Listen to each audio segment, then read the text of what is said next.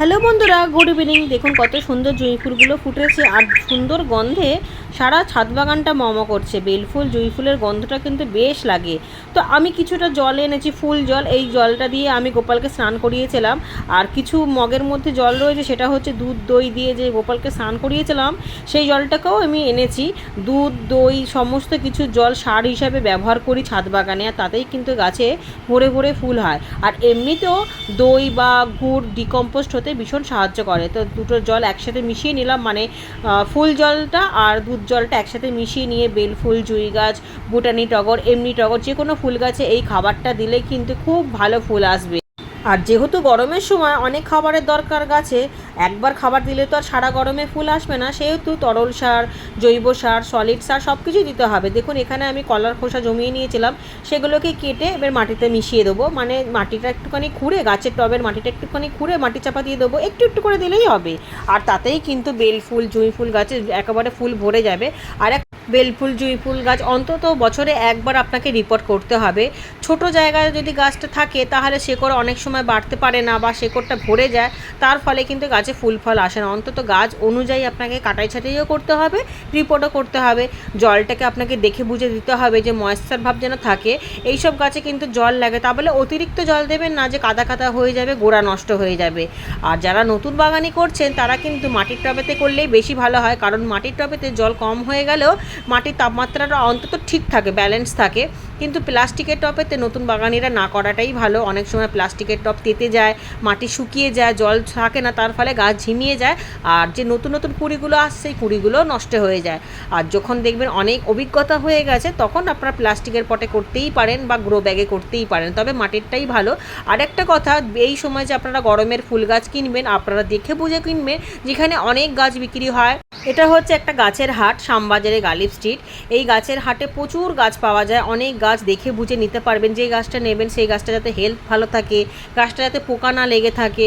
এখানে আপনারা সমস্ত কিছু গাছ পেয়ে যাবেন, মাটির টবও পেয়ে যাবেন, গ্রো ব্যাগও পেয়ে যাবেন, গাছের ওষুধ, যারা কেমিক্যাল ওষুধ দেন বা রাসায়নিক দেন তাদেরও পেয়ে যাবেন, বা জৈব হাড়ের গুঁড়ো, শিংকুচি, নানান ধরনের লতানো গাছ, ইনডোর গাছ সব কিছুই পেয়ে যাবেন। সেখানে আপনাদেরকে দেখে বুঝে সুবিধা হবে। এমনকি ফল গাছও পেয়ে যাবেন, ফল ধরা অবস্থাতেও পেয়ে যাবেন। দামটা একটু আপনাকে করে নিতে হবে, যেহেতু হাট বুঝতেই পারছেন, দাম দর করে নিতে হবে। গাছের চেহারা ভালো পাবেন। আর এমন জায়গা থেকেই গাছ নেওয়াটা ভালো যেখানে অনেক অপশান থাকে। একটা গাছ যাতে অনেক থাকে, ধরুন বেল গাছ, সেখানে বেল ফুল গাছ অনেক যাতে থাকে, আপনারা চিনতে সুবিধা হবে। যারা নতুন বাগানি করছেন বা পুরনো বাগানিরাও চিনতে বুঝতে সুবিধা হবে। আর এখানে দেখুন জৈব খাবারও প্রচুর পরিমাণে আছে। আমিও গেছিলাম কিছু জৈব খাবার, যেমন নিম খোল আনতে, বাদাম খোল আনতে, কিছু কিছু জিনিস যেমন কোকোপিট টোকোপিট এগুলো আনবেন।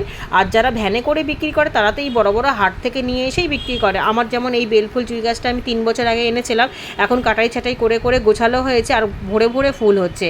আবারও দেখুন কিছু খাবার দিলাম, যেমন তরল সার আপনাদেরকে দেখালাম, কলার খোসা দেখালাম, তেমন এবার একটু সলিড খাবারও তো দিতে হবে। দেখুন ছাদ বাগান থেকে দুটো লাউ তুলেছি, আর একটুখানি ভেগনে ফোটা গুড় ছিল অনেক দিনের। আমি এর আগের দিনেও বলেছিলাম গুড় আর দই খুব ভালো ডিকম্পোস্ট হয়, আর গুড় নষ্ট হয়ে গেলেও ফেলে দেবেন না, গাছ কিন্তু খুব ভালো খাবার হিসাবে নিয়ে নেয়।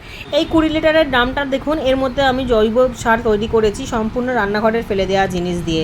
যেমন ধরুন সবজির খোসা, ফলের খোসা, ধোয়া চা পাতা, ডিমের খোসা টোসা, নিম পাতা ঠিম পাতা সব দিয়ে লেয়ারে লেয়ারে দিয়েছি। সবজির আনাজের খোসা, ডিমের খোসা এইসব দিয়েছি, আর অল্প অল্প করে দিয়েছি মাটি, কাঠের গুঁড়ো, সমস্তটা দিয়েই তৈরি করেছি। প্রায় 1 মাস মতো লেগেছে। 1 মাস পর ঢেলে দিলাম। একটু রোদ খাইয়ে নেবো, যেহেতু একটু ভেজা ভেজা ভাপ আছে, একটু রোদ খাইয়ে নিলে আর ওই কাদা কাদা ভাবটা থাকবে না। তবে রোদ না খাওয়ালেও কোনো অসুবিধা নেই। জৈব খাবারটা টাপের মধ্যে ঢেলে নিলাম। আবারও নতুন করে কিছু সবজি আনাজের খোসা টোসা অনেক যেগুলো জমিয়েছি সপ্তাহখানিক ধরে, সেইগুলোকে দিয়ে আবারও তৈরি করতে বসিয়ে দিলাম। ড্রামটা এখনও অনেকটা জায়গা আছে, এখানে আরও 1-2 কাপ মানে সবজির খোসা টোসা তো দেওয়া যাবে। তারপর উপর দিয়ে মাটি দিয়ে দেবো, আর গুড়ের জল বা দইয়ের জল এর মধ্যে দিলে খুব তাড়াতাড়ি ডিকম্পোস্ট হয়ে যাবে। এই যে 1 মাস পর যে খাবারটা তৈরি হলো, এটাতে আপনারা সরাসরি ফুলের গাছও করতে পারেন, আবার খাবার হিসাবে এক মুঠো করে গাছের গোড়াতেও দিতে পারেন। এই রকমভাবেই কিন্তু আমি গাছ করি। কত সুন্দর হয়েছে দেখুন সারটা। ব্যাস একটা রোদ খাইয়ে নিলেই অল্প একটু ঝুরঝুরে হয়ে যাবে। শুধু ফুল গাছ কেন, এর মধ্যে সবজি গাছও ভীষণই ভালো হবে এবং ফল গাছও খুব ভালো হবে। এবার একদিনের মধ্যে তৈরি হওয়া তরল সার আপনাদেরকে করে দেখাচ্ছি, কারণ অনেকেই বলেন সবজি পচা তরল সারে ভীষণ দুর্গন্ধ ছড়ায়, ছাদে গন্ধ ছাড়ে বা হাতে ধরতে কেমন অসহ্য লাগে, বিরক্ত লাগে, ঘেন্না লাগে। তো আমি খুব তাড়াতাড়ি একদিনের মধ্যেই রেডি করে দেখাবো কিভাবে তরল সার তৈরি করে গাছে দিতে পারেন, আর খুব ভালো খাবারও পেয়ে যাবে। এটা গতকালের ফ্যান আর চাল ধোয়া জল একসাথে করে রেখেছি, সকালবেলা সেইটাই নিয়ে এনেছি, মানে সেই বালতিটাকেই আমি ছাদে নিয়ে এনেছি। এবার যে গুড়টা রেখেছিলাম টেবিলের মধ্যে, ভেঙে ফোটা গুড়, আর একটা গুড়ের প্যাকেটে অল্প একটু গুড় ছিল, সেই গুড়টা মিশিয়ে দিয়েই সঙ্গে সঙ্গে তৈরি করে নিলাম একটা দুর্গন্ধহীন তরল সার। এটা কিন্তু একদিনের মধ্যেই তৈরি হয়ে গেল। আর এটা একদিনের মধ্যে তৈরি হলে কী হবে, কাজ কিন্তু খুব ভালো দেবে। সেই যদি সবজি পচার জল নাও দেন, এই তরল সারটাই কিন্তু খুব ভালো কাজ হবে। আর এই তরল সারটায় ড্রামের মধ্যে একটু ছিটিয়ে দিলাম, যেটা আমি জৈব সার হওয়ার জন্য রেডি করে নিলাম, মানে সবজির খোসা টোসা দিয়ে যেটা বানালাম সেটা ছড়িয়ে দিলাম। এরকমভাবে এক সপ্তাহ পর পর বা 2-4 দিন পর পর এই তরল সারটা ছড়িয়ে দিলে খুব তাড়াতাড়ির মধ্যে তৈরি হয়ে যাবে খুব ভালো জৈব সার। এবার দেখুন কিছুটা ভাত এনেছি, নিমখোল এনেছি, চকের গুঁড়ো এনেছি, নিয়ে একসাথে মেশাবো। চকের গুঁড়ো যদি আপনারা না পান সেক্ষেত্রে ডিমের খোসাও দিতে পারেন, তো আমি চকের গুঁড়োই নিয়ে নিয়েছি। আর একটুখানি খাবার চুন মিশিয়ে নিয়েছি, খাবার চুন, চকের গুঁড়ো, নিমখোল আর বাসি ভাত।